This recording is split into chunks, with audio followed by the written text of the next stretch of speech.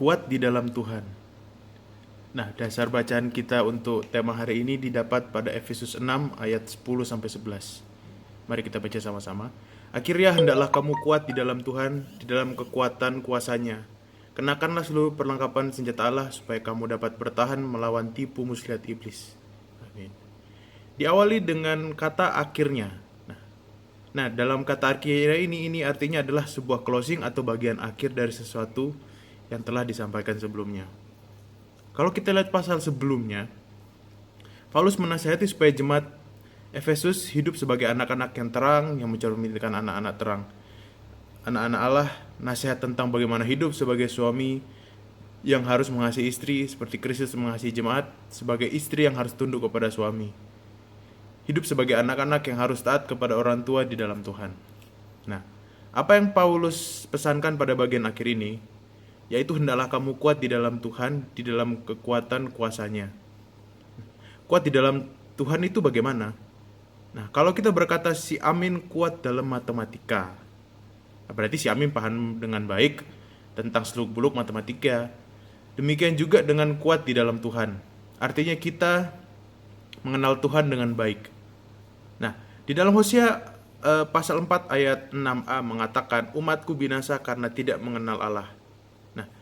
Pada awal suratnya bahkan Paulus berdoa untuk jemaat di Efesus agar diberikan roh hikmat dan wahyu untuk mengenal Yesus Kristus dengan benar. Itu kita bisa lihat di Efesus 1 ayat 17. Ya, maksud kuat di dalam Tuhan itu berarti tentang seberapa kuat kita mengenal Tuhan. Nah, selanjutnya Paulus berpesan agar mengenakan seluruh perlengkapan senjata Allah supaya dapat bertahan melawan tipu muslihat iblis.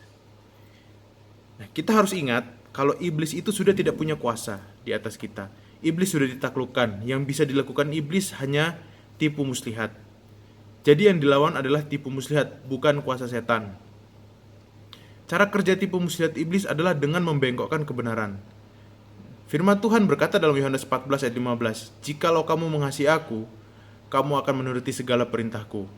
Nah, dari ayat itu iblis bisa membengkokkannya dengan memberikan pengertian, kamu harus menuruti segala perintahku sebagai bukti kamu mengasihi aku.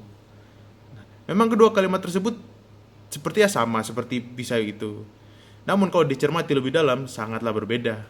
Yang pertama, kalau firman Tuhan itu dasar melakukan perintah Tuhan adalah karena kasih. Jadi dilakukan karena kasih, bukan karena perintah. Kalau sesuatu dilakukan karena kasih, maka pasti akan dilakukan dengan sepenuh hati, dengan tulus ikhlas. Nah, sedangkan yang kedua, dasar melakukan perintah Tuhan adalah untuk membuktikan bahwa kita mengasihi Tuhan. Jadi motifnya sangat berbeda. Dan iblis suka kita punya pemahaman yang kedua yang tidak sesuai dengan firman Tuhan. Nah, ini bisa menimbulkan banyak masalah. Kita lebih sering melihat diri kita sendiri dibandingkan dengan memandang Tuhan.